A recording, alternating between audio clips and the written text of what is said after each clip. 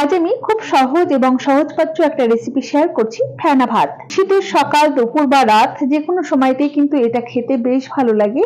আর এই ফেনা ভাত রান্না হতে খুব বেশি সময়ও কিন্তু লাগে না। নমস্কার বন্ধুরা, গীতাস রান্না বান্নাতে আপনাদের সবাইকে স্বাগত। আসুন দেখে নেওয়া যাক আমার আজকের এই রেসিপিটা। আমি কোনো কিছু আলাদা করে দেখাচ্ছি না, রান্না করতে করতে পুরোটা দেখিয়ে দেব।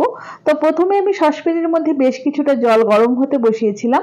তো দেখো জলটা গরম হয়ে গেছে। এখন এরকম পাতলা করে কেটে নেওয়া আলু আর অল্প একটু মিষ্টি কুমড়ো এই জলের মধ্যে দিয়ে দিলাম। সাথে দেখো 2 মুঠো বা 3 মুঠোর মতো সোনা মুগের ডাল খুব ভালোভাবে ধুয়ে পরিষ্কার করে সেই ডালটা দিয়ে দিচ্ছি।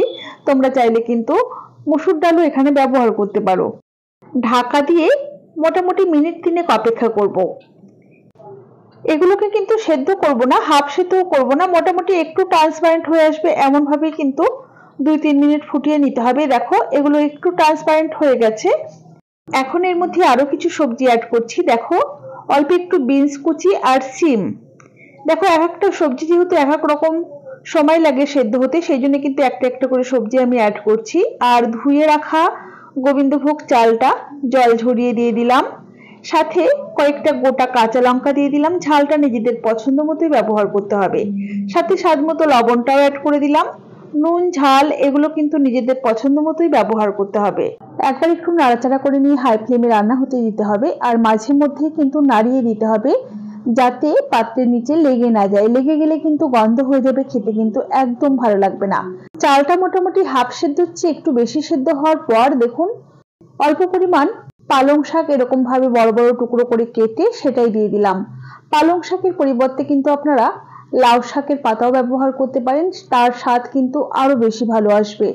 আর পালং শাকটা এই পর্যায়ে দেবেন, এতে করে কিন্তু দেখতেও ভালো লাগবে, রংটাও কিন্তু খুব বেশি কালচে হয়ে যাবে না। এই ফেনা ভাত খেতে কে কে ভালোবাসো অবশ্যই আমাকে কমেন্ট বক্সে কমেন্ট করে জানিও। আমার কিন্তু ফেনা ভাত খেতে বেশ ভালো লাগে। দেখো সমস্ত কিছু মোটামুটি বেশ ভালোই সেদ্ধ হয়ে এসেছে। আমি একটু চেক করে নেব। চালটা আমাদের সেদ্ধ হয়ে গেছে। আর মিষ্টি কুমড়ো আলু এটাও চেক করে নিচ্ছি। দেখুন খুব সুন্দর সুসেদ্ধ হয়ে গেছে। এখন গ্যাসের ফ্লেমটা বন্ধ করে দেব। আপনারা চাইলে কিন্তু এই পর্যায়ে এর মধ্যে ঘি অ্যাড করতে পারেন, অথবা পরিমাণ মতো সর্ষের তেল মানে কাঁচা সর্ষের তেল অ্যাড করেও কিন্তু এই ফেনা ভাতটা খেতে পারেন।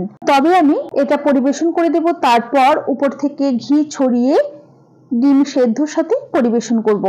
আমার এই ফেনা ভাতের রেসিপিটা আপনাদের কেমন লেগেছে অবশ্যই আমাকে কমেন্ট বক্সে কমেন্ট করে জানাতে ভুলবেন না যেন।